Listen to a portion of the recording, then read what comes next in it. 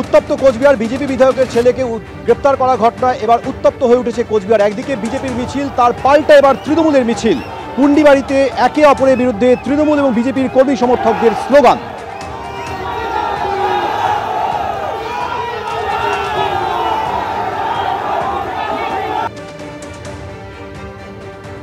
BJP বিধায়কের ছেলের গ্রেফতারি নিয়ে উত্তপ্ত কোচবিহার। পুন্ডিবাড়িতে বিজেপির প্রতিবাদ মিছিলের পাল্টা মিছিল করল তৃণমূল। একে অপরের বিরুদ্ধে স্লোগান তুললেন তৃণমূল ও বিজেপির কর্মী সমর্থকরা। তৃণমূল নেতা গুলিবিদ্ধ হওয়ার ঘটনায় গ্রেপ্তার করা হয়েছে বিজেপি বিধায়কের ছেলেকে।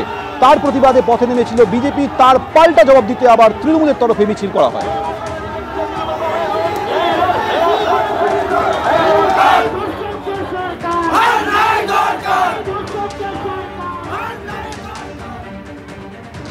আর এই ঘটনাকে কেন্দ্র করে এবার সরাসরি হুঁশিয়ারি দিলেন উত্তরবঙ্গ উন্নয়ন মন্ত্রী উদয়ন গুহ। তিনি স্পষ্টতই বলছেন যে একজন তৃণমূল কর্মী যদি আক্রান্ত হয় তাহলে বিজেপি কর্মীদের পেটাতে হবে।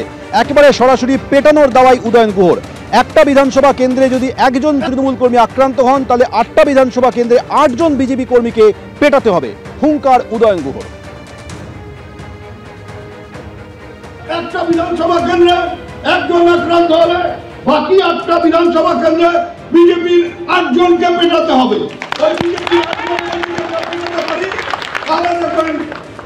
ওই 8 জন এবং তাদের পরিবারের লোকেরা বিজেপির উপর চাপ সৃষ্টি করবে যে তোমরা গুলি চালিয়ে ঘরে বসে আছো আর ডান খাওয়ার লাগছে আমরা, তাহলে আর দেখবেন ওই সাহস করিয়া আর এইসব গুলিগুলা চালাবে না।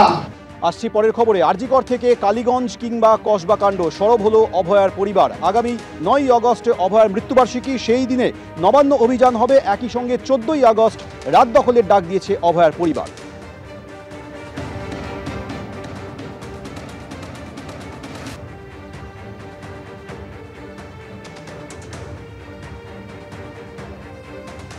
আরজিকর থেকে কালীগঞ্জ, কসবা, সরব অভয়ার পরিবার। কসবা কাণ্ডে নির্যাতিতার মাকেও এবার নামার আহ্বান অভয়ার পরিবারের।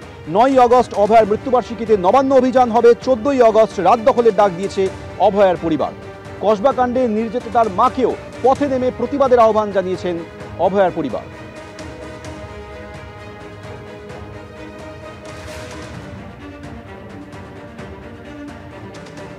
মনোজিৎ, সন্দীপ ঘোষরা একদিনে তৈরি হয় না, বড় মাথা পিছনে থাকে, সেই জন্যই এরা বেপরোয়া হয়ে ওঠে।